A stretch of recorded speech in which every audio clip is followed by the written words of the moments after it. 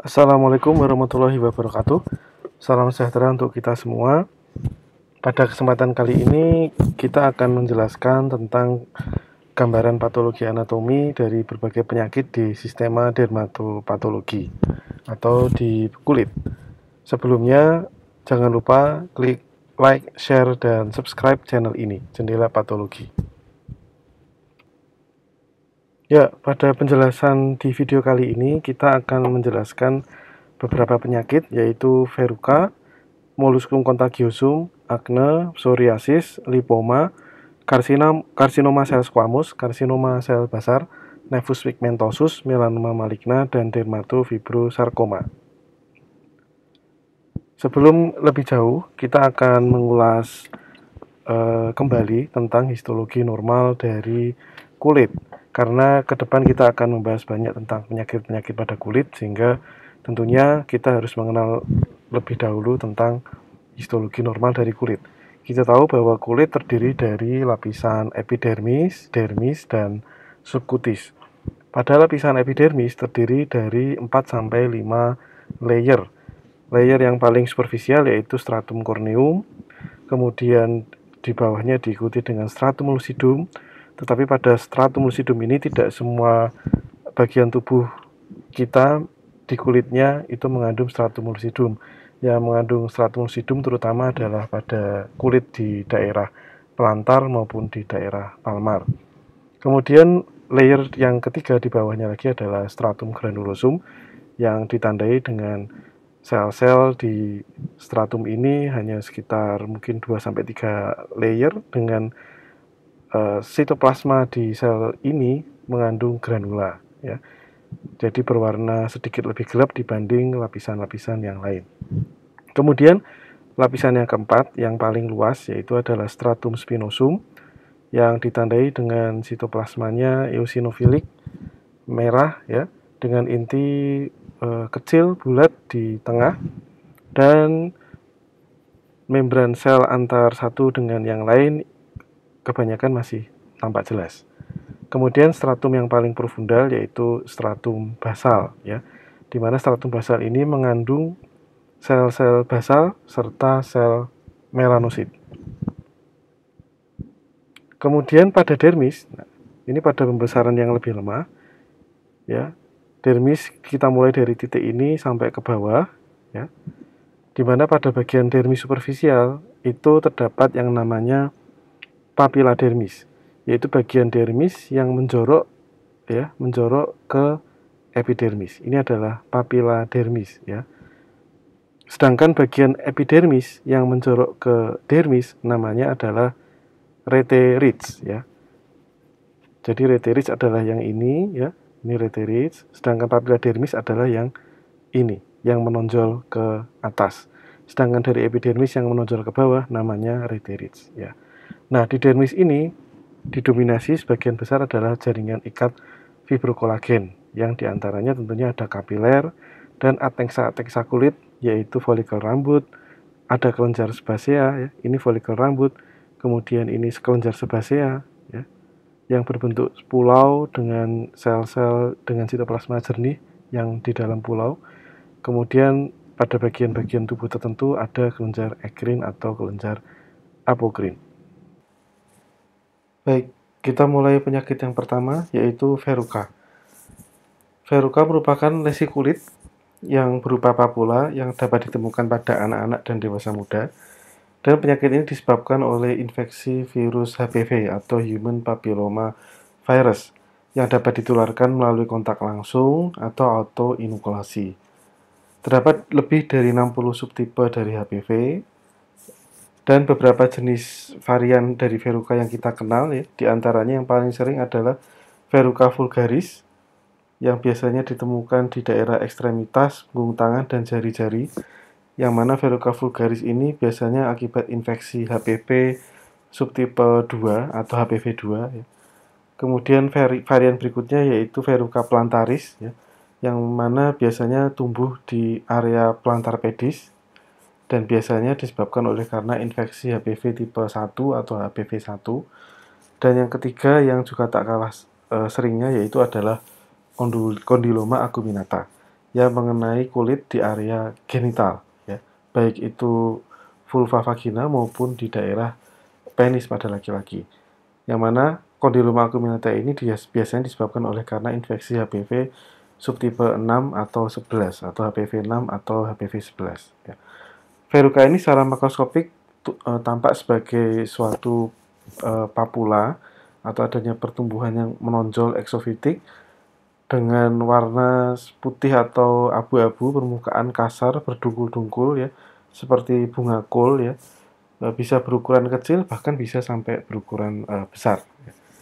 Kemudian pada gambaran mikroskopik di sini kita lihat pada pembesaran 40 kali di mana area di sebelah sini masih menunjukkan epidermis yang masih normal ya. Kemudian semakin ke arah kanan semakin epidermisnya mengalami proliferasi atau menebal ya. Proliferasi lalu kemudian sampai ke area yang paling kiri kanan di sebelah sini epidermisnya normal ya. Jadi di area yang ini saja yang kemudian epidermisnya mengalami kelainan ya. Kelainan yang dijumpai adalah epidermisnya kita lihat epidermisnya mengalami hiperplasia secara umum yang disebut sebagai akantosis. Kemudian dia tumbuh papillomatosus ya. Kemudian kalau kita lihat di sini, nah di sini epidermisnya terutama retinitsnya tumbuh ke arah bawah ya, membentuk suatu gambaran yang disebut sebagai slope inward. Slope inward ini adalah suatu gambaran dari reteris di mana reteris yang dari sisi sebelah kiri ini kemudian dia tumbuh ke arah sisi kanan bawah. Sebaliknya di reteris yang dari sisi sebelah kanan sebelah sini tumbuh ke arah kiri bawah. Jadi pada akhirnya reterisnya ini secara imajiner bisa membentuk suatu gambaran seperti mangkok ke arah bawah seperti ini ya. Ini yang disebut sebagai reterisnya tumbuh membentuk gambaran slope inward ya. Jadi yang kanan ke kiri bawah, yang kiri ke arah kanan bawah. Kemudian kalau kita perbesar lagi, kita bisa melihat di area sebelah sini ada terjadi hipergranulosis di mana stratum granulosisnya yang sitoplasmanya gelap ya karena mengandung granula itu lapisannya tumbuh hiperplastik ya, tumbuh menebal ya, semakin berlapis-lapis. Kondisi yang ini disebut sebagai hipergranulosis ya. Kemudian kalau kita berbesar lagi ya, ini area lapisan stratum granulosum yang mengalami hipergranulosis ya, berlapis-lapis ya, tumbuh menebal, tambah tebal. Kemudian selain itu juga di sel squamous di area stratum spinosum di sini dia mengalami perubahan di mana inti selnya menjadi lebih besar, hiperkromatik. Sitoplasmanya yang normalnya berwarna merah muda atau eosinofilik dia berubah menjadi putih. Yang putih terutama di area di sekitar inti. Sehingga gambaran ini disebut sebagai terdapat adanya perinuklear halo. Sel yang mengalami kelainan seperti ini, inti selnya menjadi atipik dan sitoplasmanya terdapat perinuklear halo. Sel ini disebut sebagai sel koilosit. Jika banyak sel koilosit ditemukan, maka disebut sebagai koilositosis. Ini pada pasien yang lain, biopsi dari Verruca, tampak di sini epidermisnya juga tumbuh ke atas ya, membentuk pola jari atau tumbuh papillomatosus ya.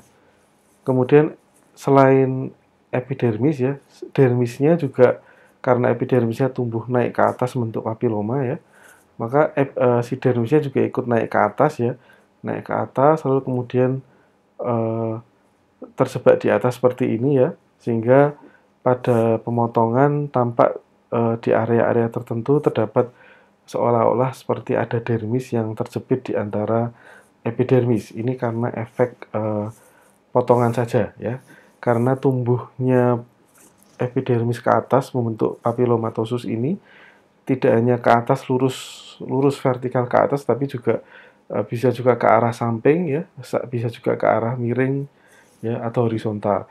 Sehingga ketika dipotong dalam satu arah potongan maka ada yang naik ke atas, ada yang menuju ke arah yang kita lihat ya, sehingga tampak dermisnya seolah-olah tersepit di tengah.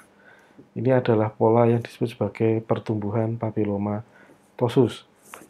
Kita lihat juga di sini bahwa membrana basalis juga intak ya, batas antara epidermis dan dermis.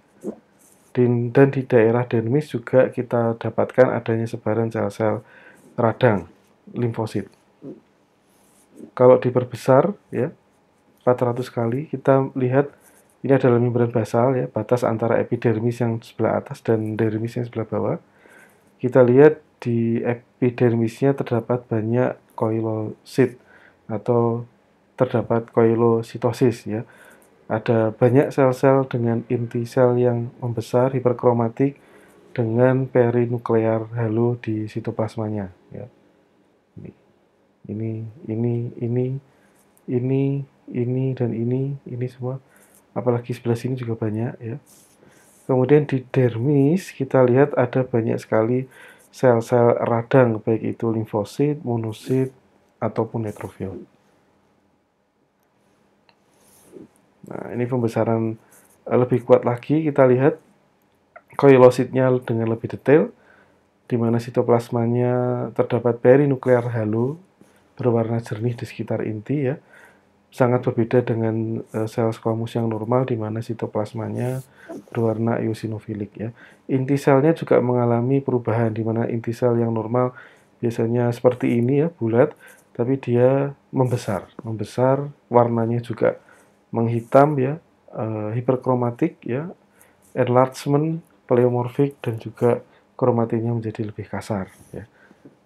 Contoh di sini adalah ini ya. Ini bisa ini dan ini. Ini adalah koilosit. Nah, ini kita menunjukkan di area dermis ya. Ini adalah membran basal. Kemudian ini adalah epidermis yang sebagian mengandung sel-sel koilosit ya. Koilosit di sini kenapa bisa terjadi adanya sel koilosit atau adanya perubahan inti dan sitoplasma pada sel squamous ini akibat adanya produk dari infeksi virus yang masuk ke dalam intrasel squamous ini. Kemudian di area sebelah kiri bawah ini adalah dermis yang mengandung banyak sel-sel radang ya. Ini adalah sel-sel radang jenis dominan limfosit. Baik, kita masuk ke penyakit yang kedua, yaitu molluscum contagiosum. Molluscum contagiosum ini adalah penyakit yang disebabkan oleh pox virus. Sebenarnya bisa juga self-limiting ya, dan ditularkan melalui kontak langsung pada anak-anak ya. Ini bisa terjadi di area-area seperti head and neck ya, wajah, kelopak mata, punggung maupun ketiak ya. Sedangkan pada dewasa bisa juga terjadi di area genital. Bahkan kalau pada dewasa yang paling sering terjadinya adalah di daerah genital, sehingga ini digolongkan menjadi sexually transmitted disease untuk yang dewasa ya.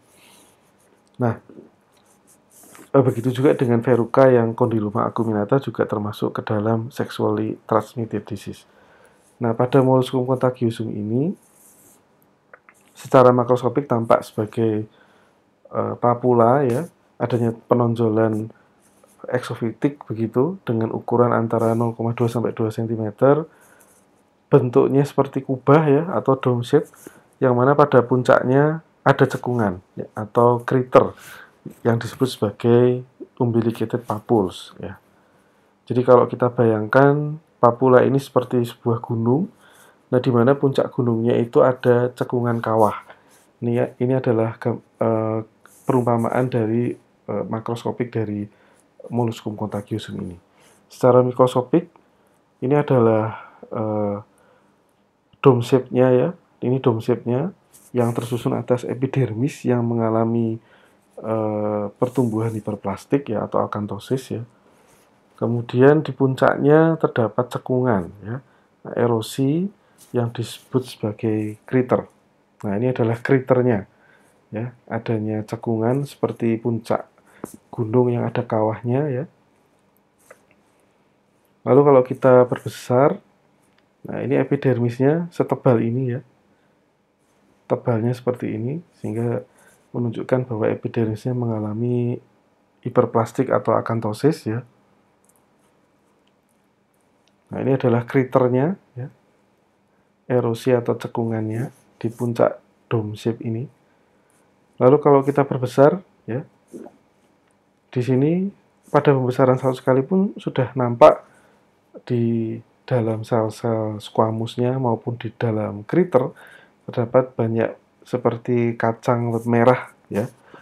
Ini adalah merupakan molluscum body ya. Jadi merupakan uh, inclusion body yang ada di dalam sel squamus ya. Di mana inclusion ini berwarna merah ya, mendesak inti sel ke tepi ya. Disebut sebagai molluscum body. Ada yang di sel epitelnya, ada yang di kriternya. Nah, ini kita lihat, ini adalah molluscum body-nya. Sedangkan yang di sini adalah sel-sel epitel squamous yang masih normal tetapi tumbuh hiperplastik.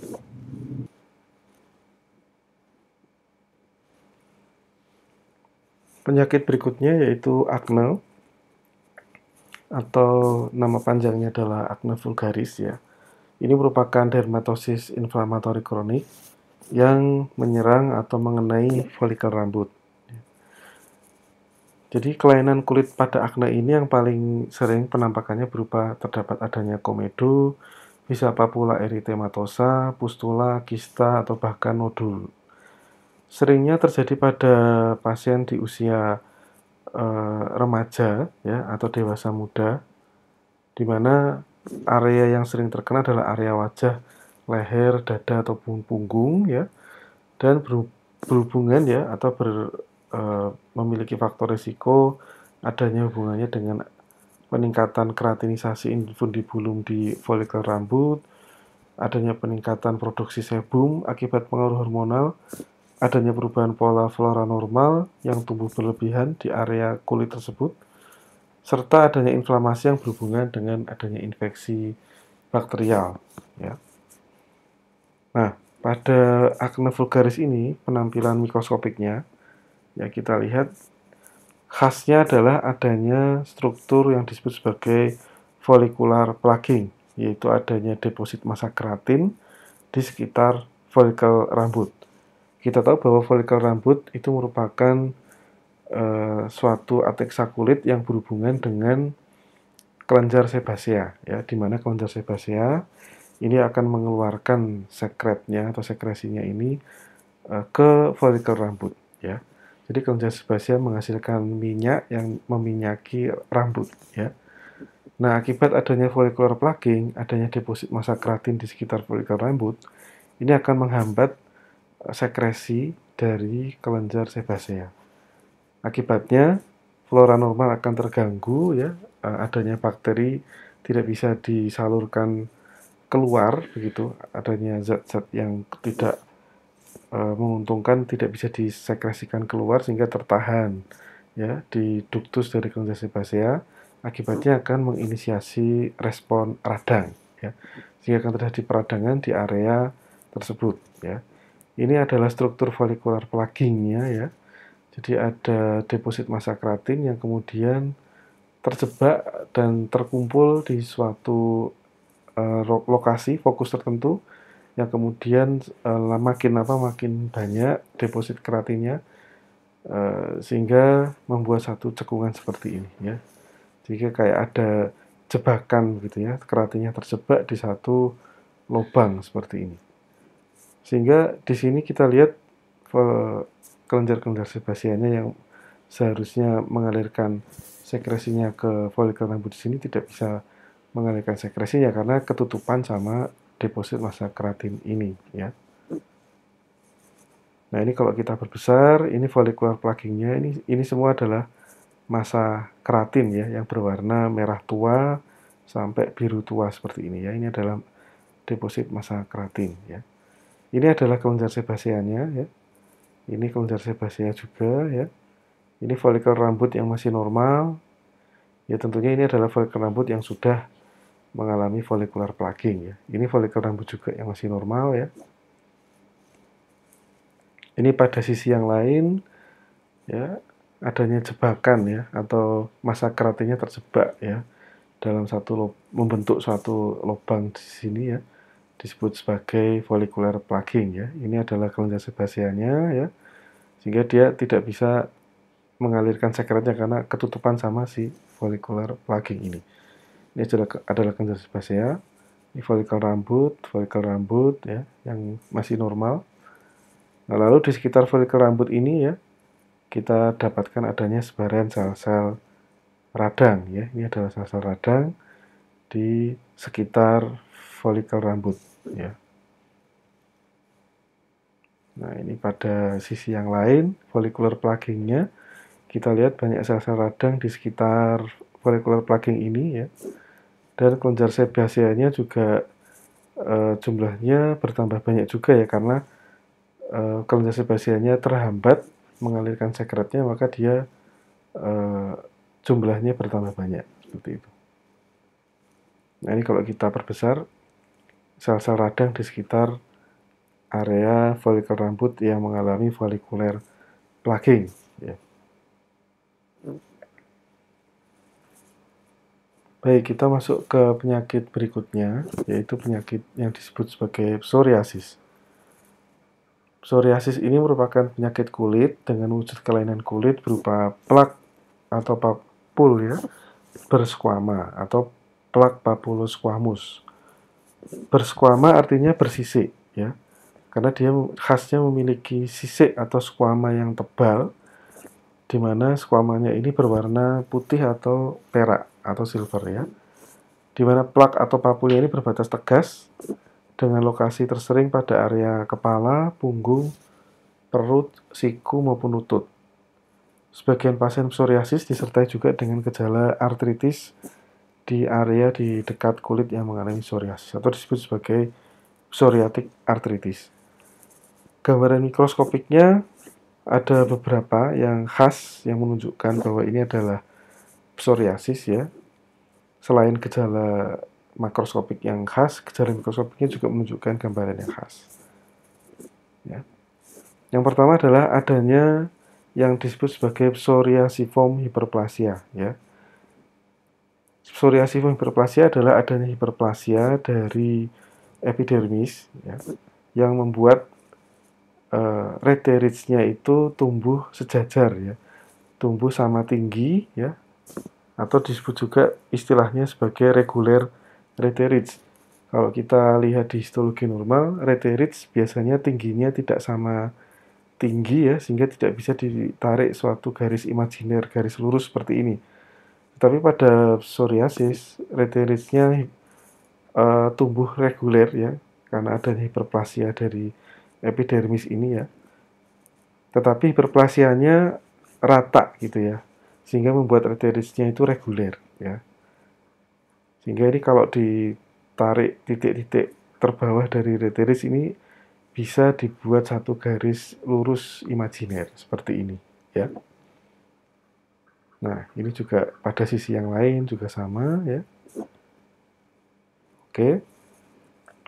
Lalu selain itu juga kalau kita lihat diperbesar lagi, ada juga ini sisi yang mengalami hipergranulosis atau stratum granulosumnya mengalami penebalan. Kemudian ini ya, kalau kita lihat di sini, ini ada stratum corneum yang mengalami penebalan juga ya. Ini saking tebalnya lah sampai kemudian dia lepas gitu ya. Nah, stratum corneum yang mengalami penebalan ini sebenarnya disebut sebagai hiperkeratosis ya. Dan hiperkeratosis itu sebenarnya ada dua ya, yaitu ada ortokeratosis dan parakeratosis. Ortokeratosis itu adalah penebalan stratum corneum yang tidak mengandung inti sel atau nukleus. Sedangkan kalau parakeratosis itu adalah hiperkeratosis yang masih mengandung nukleus atau inti sel di stratum corneumnya yang menebal ya.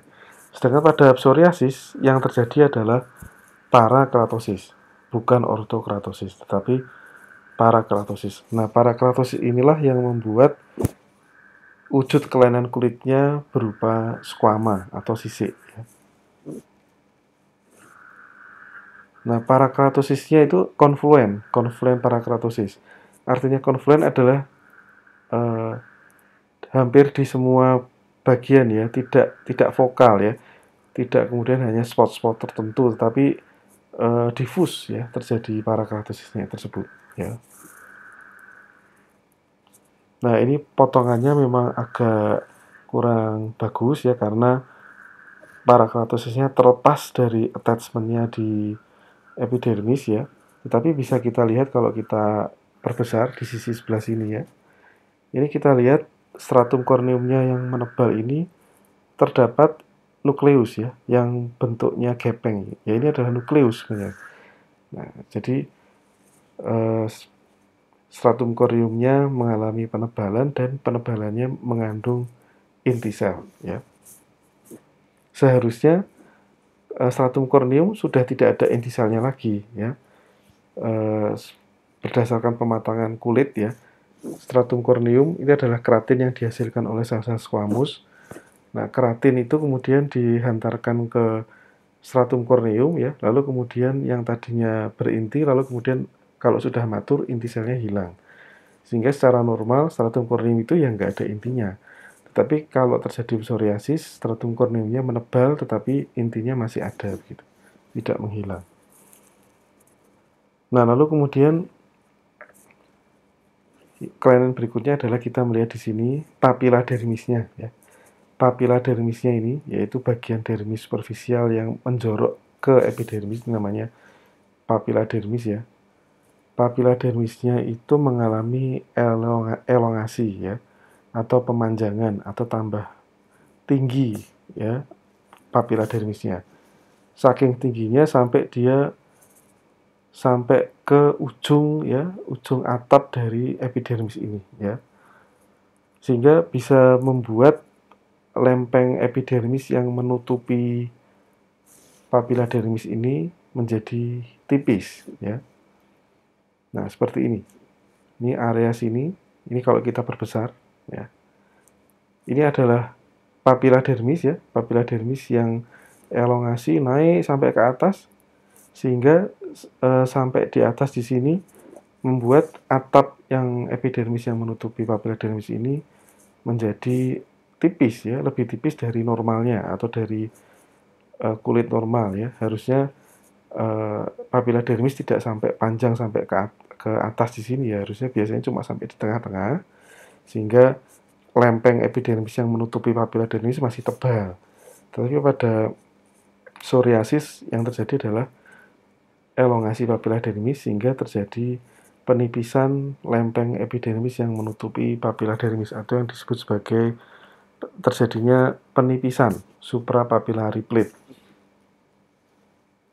Nah, ini kita lihat di sini agak kontras di mana papila dermis yang sebelah sini tidak mengalami elongasi sehingga lempeng epidermis yang menutupi papila dermis ini masih tebal.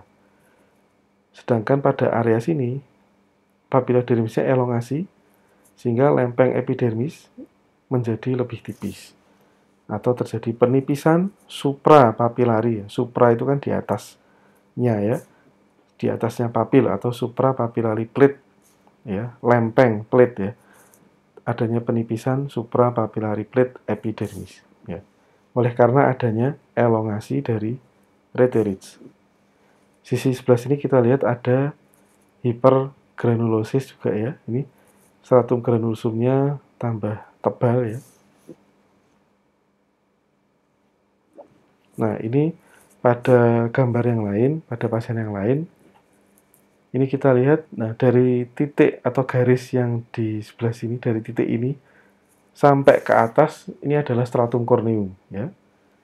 Ini adalah stratum corneum. Kita lihat stratum corneumnya sangat tebal ya, sehingga terjadi penebalan stratum corneum. Tetapi kita lihat masih banyak inti sel di stratum corneum sehingga penebalan stratum corneumnya mengandung inti sel sehingga disebut sebagai parakeratosis. Nah, parakeratosisnya kita lihat dari ujung kiri ke ujung kanan ya.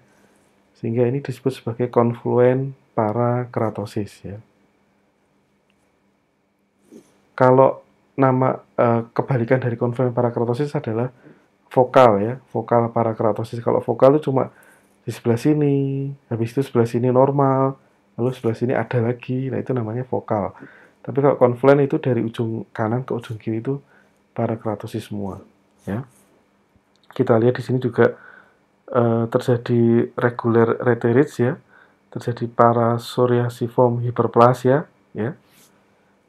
Lalu papilla dermis ya, papilla dermisnya elongasi naik ke atas sehingga lempeng suprapapillary plate epidermisnya ini mengalami penipisan. Lalu kita lihat di dermis juga banyak sekali sel-sel radang ya, sel-sel radang di superficial dermis yang kemudian dia menyeberang masuk ke epidermis ya, ini masuk ke epidermis, lalu kemudian dia masuk ke stratum corneum, sel-sel radangnya. Ketika dia sampai ke stratum corneum ya, maka nanti akan terjadi abses di stratum corneum gitu ya. Nah, kita lihat di sini juga selain itu reteritisnya ya, puncak atau ujung dari reteritisnya itu tidak lancip, tidak membentuk suatu sudut lancip tetapi agak cembung ya. Tidak menyudut tetapi mencembung ya. Sehingga disebut sebagai clubbing atau club reteritis. Nah, ini yang kita perlihatkan di sini adalah abses Monro ya, Monro mikroabses. Nah, ini oleh karena adanya sel-sel radang yang tadinya di dermis, lalu kemudian menyeberang ke epidermis, lalu kemudian menyeberang sampai ke stratum corneum. Ketika sampai di stratum corneum, membentuk suatu abses yang disebut sebagai Monro mikroabses, yang merupakan salah satu tanda khas adanya psoriasis ya.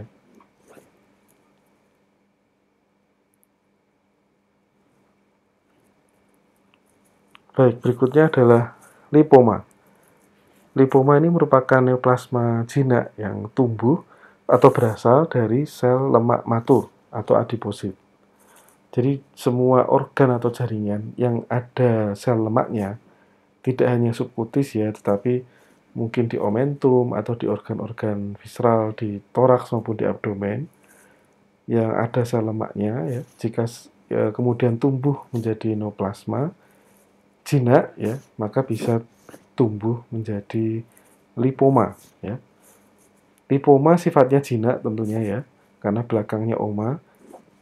Bisa juga sel adiposit ini kemudian tumbuh menjadi neoplasma yang ganas ya. Kalau ganas namanya liposarkoma. Tetapi kalau jinak namanya lipoma ya.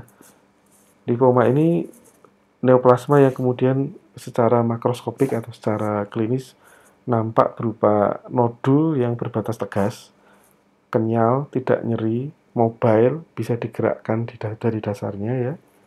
Ukurannya bisa kecil hingga besar ya. Dan bisa tumbuh di mana saja ya, baik di superficial tubuh maupun di profundal atau di visceral tubuh ya, atau di deep soft tissue. Secara mikroskopik terdiri atas ya, massa tumornya ini kalau dibelah lalu kemudian dilihat di mikroskop tampak sebagai kumpulan ya dari proliferasi sel-sel lemak yang berukuran variasi ya, ada yang kecil, ada yang besar ya, ada yang kecil-kecil, ada yang besar ya, dan tumbuh bersekat-sekat ya, ada sekat-sekat, ini adalah sekat jaringan ikatnya, ini sekat jaringan ikat ya. Nah, kalau kita lihat sel lemaknya ini adalah warnanya putih ya, atau tidak berwarna, tanpa warna. Karena sel lemak ini nanti tidak bisa terwarnai karena larut dengan alkohol pada saat proses pembuatan slide dan pewarnaan ya. Sehingga membuat sitoplasmanya tidak berwarna karena mengandung lemak ya. Karena lemak tidak menyerap warna atau karena larut dari processing jaringan atau pada saat proses pewarnaan. Nah, sehingga membuat gambaran di mana sitoplasmanya mengandung gelembung lemak ya, berwarna putih atau tidak berwarna ya, membran plasma atau batas selnya antara sel satu dengan yang lainnya tegas ya, seperti honeycomb seperti ini ya. Kemudian inti selnya terdesak ke tepi ya, inti selnya terdesak ke tepi karena sitoplasmanya mengandung gelembung lemak ya. Nah, ini adalah khas dari lipoma. Kemudian berikutnya adalah karsinoma sel squamous. Karsinoma sel squamous ini merupakan neoplasma ganas yang tumbuh berasal dari epitel squamous ya. Sehingga semua organ atau jaringan yang mukosanya dilapisi atau berupa sel squamous, maka ketika dia terjadi mutasi ya, sehingga tumbuh neoplastik di situ, neoplasmanya adalah ganas, maka tumbuh menjadi karsinoma sel squamous. Sehingga karsinoma sel squamous ini tidak hanya lokasinya di kulit ya, tetapi bisa juga di tempat lain yang mukosanya sel squamous. Contoh yang lain adalah pada mukosa cavum oris, vagina, cervix uteri, anus, dan lain sebagainya yang ada sel squamousnya.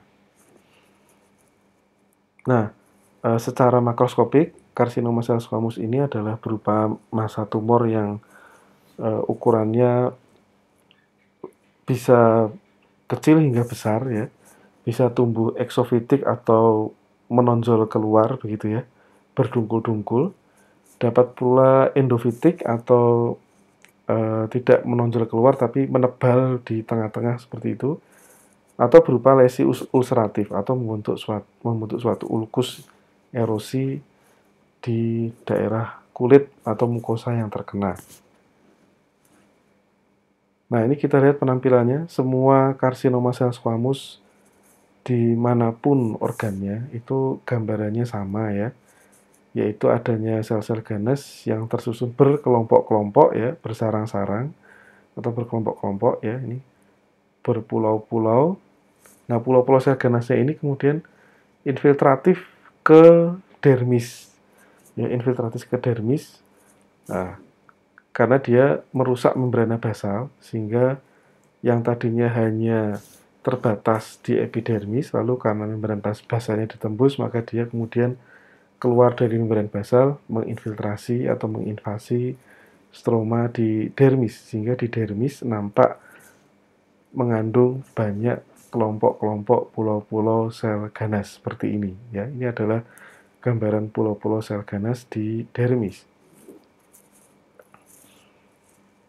Nah, khasnya adalah pulau-pulau sel ganas ini mengandung sel-sel ganas yang inti selnya kalau kita lihat di sini ya, pleomorfik ya, hiperkromatik, kromatinya kasar, nukleolinya prominen ya, anak intinya mencolok, anak intinya prominen ya. Dan khasnya adalah sitoplasmanya ini agak luas ya. Artinya jarak sel satu dengan sel lainnya agak renggang ya, agak jauhan. Sitoplasmanya merah atau eosinofilik ya.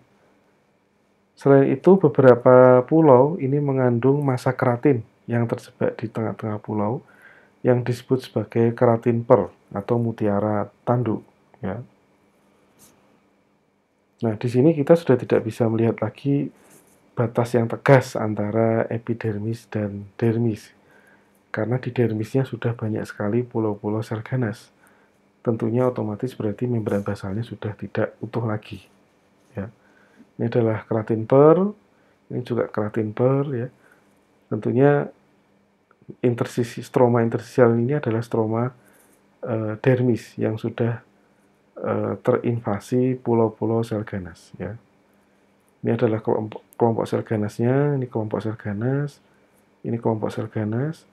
Dan ini adalah stroma dermis ya, di antaranya pulau-pulau ini adalah stroma dermis atau stroma jaringan ikat di dermis.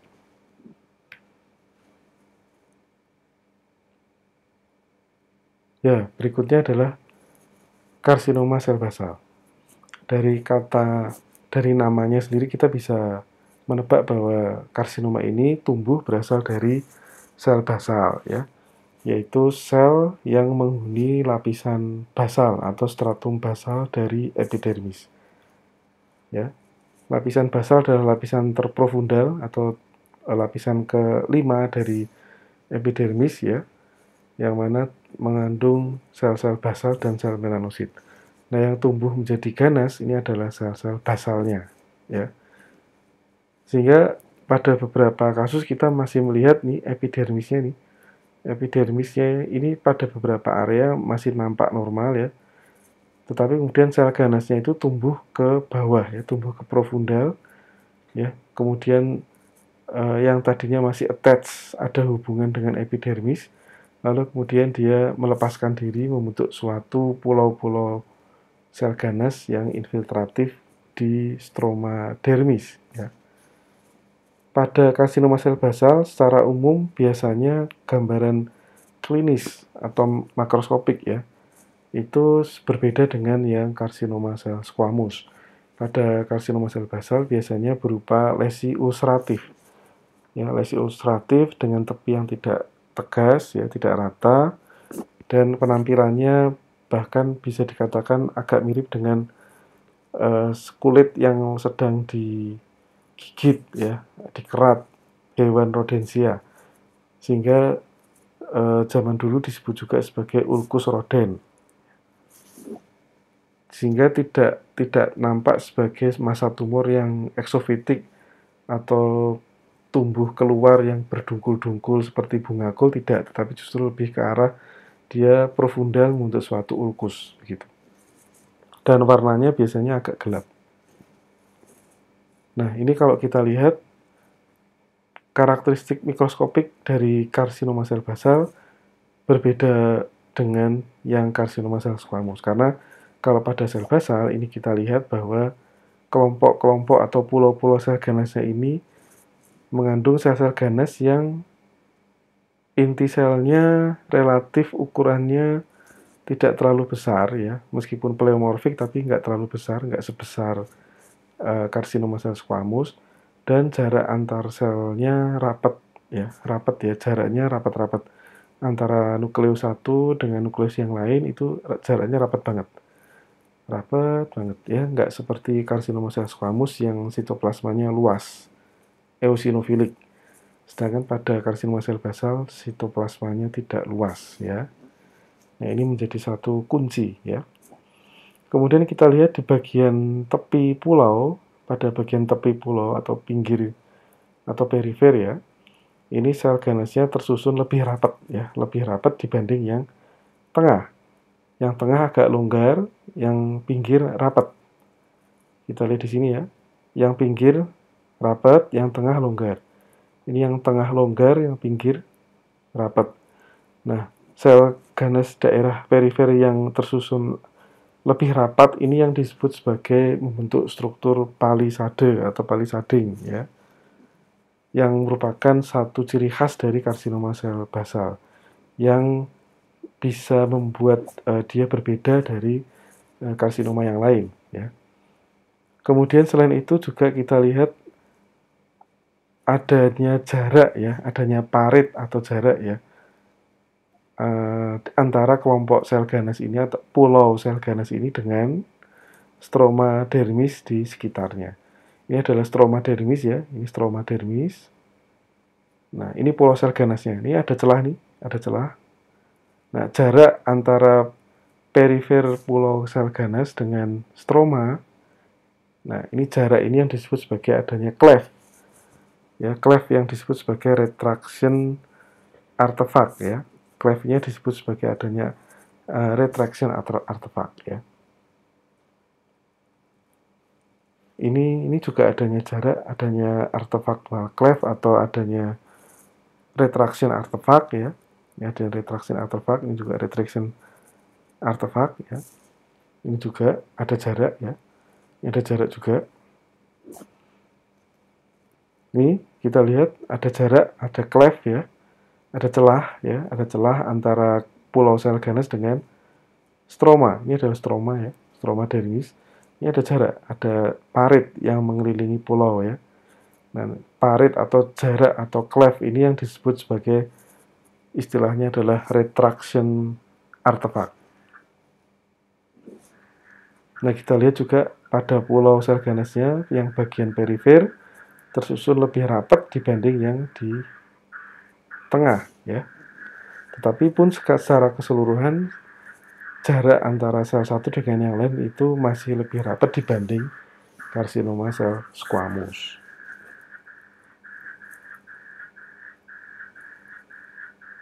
Baik, berikutnya adalah Nefus pigmentosus. Nefus pigmentosus ini merupakan neoplasma sifatnya jinak yang tumbuh berasal dari sel melanosit. Yang sel melanosit atau sel nefus. Di mana sel melanosit atau sel nefus itu ketika tumbuh proliferatif, ya meskipun sifatnya masih jinak, dia membentuk suatu koloni atau kelompok ya sel-sel melanosit ya yang berlokasi bisa di dermis ya, bisa di dermis seperti ini di dermis, atau bisa di junctional atau eh, di garis pertemuan antara epidermis dan dermis ya, atau bisa kedua-duanya, campuran antara yang ada yang dinempel di junctional eh, dermoepidermal junction ya, atau ada juga yang di dermis ya. Pada sebagian pasien ada yang cuma di dermis tok. Jadi kalau cuma ada di dermis tok seperti ya kayak gini, nah ini banyak yang ada di dermis, itu disebut sebagai intradermal nevi. Tapi kalau di dermisnya bersih tapi asal nefusnya nempel-nempel semua di apa namanya dermoepidermal junction ya, di garis pertemuan antara dermis epidermis, itu disebut sebagai junctional nevi. Tapi kalau seperti pada contoh kasus yang ditampilkan ini, ada yang di dermis, ada juga yang nempel di ya ini kayak ini kan garisnya. Nah ini sel-selnya nempel ke sini, ini nempel ke sini, ini nempel ke sini. Banyak yang nempel ya, banyak yang nempel di junctional dermoepidermal ya, ya karena ada yang di dermis dan ada yang di junctional maka disebut sebagai compound nevi atau campuran ya. Nevi tipe campuran atau compound nevi ya. Nah, ini semua adalah sel-sel nefus ya, sehingga stroma fibrokolagennya tinggal dikit ya karena diisi oleh sel-sel nefus. Ini menunjukkan sel nefus yang nempel di junctional dermoepidermal junction. Ini kita lihat ini kan sel basalnya ini, sel basalnya. Nah, ini adalah sel-sel nefusnya. Sel-sel nefusnya sebagian mengandung pigmen melanin ya, berwarna coklat ya. Ini adalah sel basal ya, sel basal, lapisan basalnya di sini. Nah, di sini kemudian ditempeli sama sel-sel nefus ya. Yang kemudian sel nefus bukan ditempeli ya, maksudnya sel nefus yang ada di sini kemudian berproliferasi, tapi proliferasinya masih nempel di dermoepidermal junction. Tapi kalau yang sebelah sini dia sudah melepaskan diri dari uh, junction ya, sehingga membentuk satu koloni di dermis. Ya. Jika ada dua jenis, ada yang di intradermal, ada yang di junctional, maka disebut sebagai compound nevi, seperti pada contoh. Karena banyak mengandung pigmen melanin, maka biasanya gejala klinis dari pasien adalah adanya suatu bercak atau nadu atau mungkin timbul bisa berukuran kecil hingga bahkan besar ya, berwarna gelap ya, berwarna gelap. Atau disebut juga orang awam menyebutnya sebagai tai lalat. Nah, ini adalah gambaran sel-sel nefus yang ada di dermis ya. Bentuknya bulat, monoton atau monomorfik ya, ukurannya hampir sama semuanya ya. Bentuknya juga sama semuanya, bulat-bulat semua, kromatinnya halus. Nah, berikutnya adalah melanoma maligna. Ini adalah neoplasma yang ganas yang tumbuh berasal dari sel melanosit. Jadi ini adalah bentuk ganasnya dari sel melanosit. Kalau bentuk jinaknya tadi nefus, kalau ganas melanoma maligna. Nah, ini kita lihat ini adalah epidermis, ya, epidermis yang masih normal.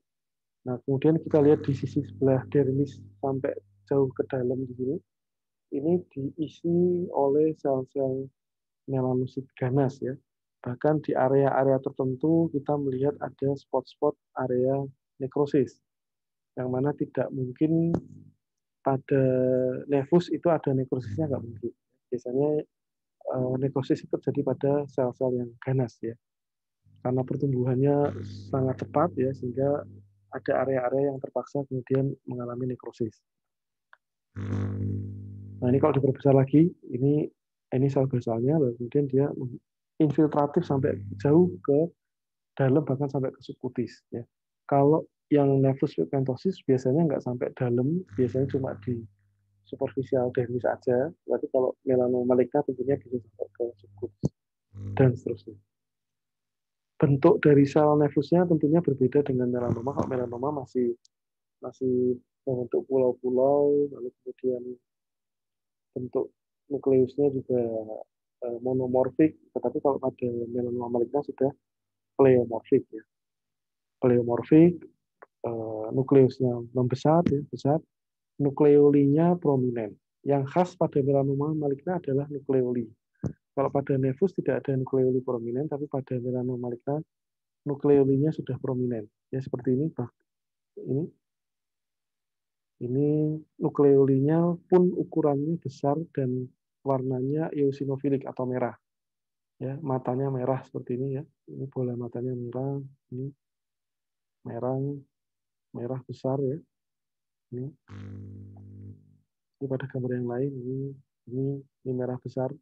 Nukleoli ya. Ini nukleus, ini nukleoli. Ya, ini sitoplasmanya sempit ya. Ya, ini untuk melanoma maligna. Dan pada melanoma maligna bisa disertai sebaran pigmen melanin, bisa juga tidak ya. Jadi pigmen melanin tidak menjadi patokan untuk mendiagnosis melanoma maligna. Yang terakhir adalah dermatofibrosarkoma. Ini adalah keganasan neoplasma yang tumbuh berasal dari sel-sel fibroblas ya. Dari fibroblas yang ada di uh, dermis ya. Di dermis kita tadi saksikan, kita lihat bahwa di dermis ada tersusun dominannya adalah jaringan ikat fibrokolagen. Nah, struktur sel di jaringan ikat fibrokolagen itu adalah fibroblas. Nah, fibroblasnya jika mengalami mutasi lalu kemudian menjadi proliferasi abnormal menjadi sel ganas, nama keganasannya adalah dermatofibrosarkoma. Ya. Kita lihat di sini epidermisnya masih normal, ya, tidak mengalami kelainan. Kalaupun ada agak lain itu karena dia agak mengalami atrofi ya, mengalami penipisan aja. Kenapa menipis? Karena dermisnya penuh, diisi penuh dengan sel-sel ganas yang tumbuh abnormal ya, sehingga terbentuklah secara makroskopik sebagai sebuah nodul atau benjolan ya.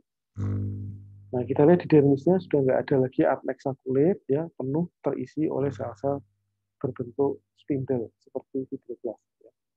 Spindle atau oval atau gap atau lonjong ya. Ini adalah sel-sel fibroblas yang kemudian menjadi ganas ya. Bedanya dengan karsinoma adalah kalau ini sarkoma ya, berasal dari mesenkim ya, fibroblas mesenkim.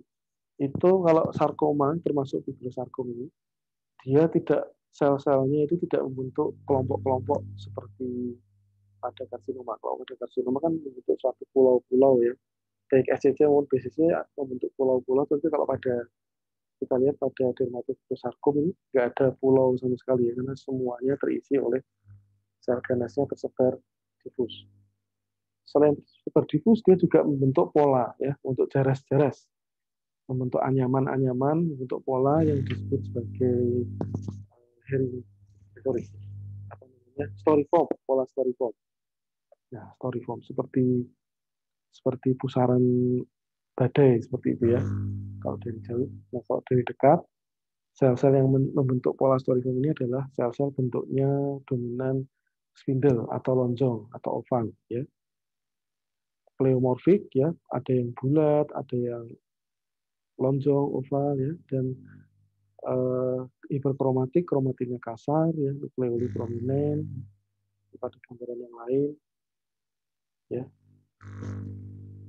Ini gambar yang lain, ini ada juga yang mengalami mitosis abnormal ya, mitosis mengalami mitosis abnormal, nukleolinya prominent, kromatiknya kasar, dan tidak membentuk suatu pola pulau seperti pada karsinoma. Ya. Kemudian khasnya juga pada dermatofibrosarkom, sel-sel ganesnya itu tumbuh ke bawah sampai mendestruksi atau sampai merusak dari subkutisnya atau lapisan lemaknya. Sehingga kita bisa melihat subkutisnya yang tadinya berkelompok dengan ikatan yang kuat kemudian menjadi pecah-pecah seperti ini ya. Ya, seperti ini. Ya, ini jadi terpisah-terpisah seperti ini sel-sel lemaknya karena terdestruksi oleh sel-sel ganas dari dermatofibrosarkom ini. Ini sel-sel lemaknya menjadi terpisah-terpisah karena terinvasi oleh sel-sel.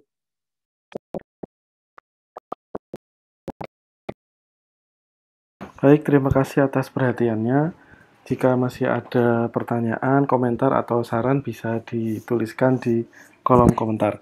Terima kasih. Wassalamualaikum warahmatullahi wabarakatuh.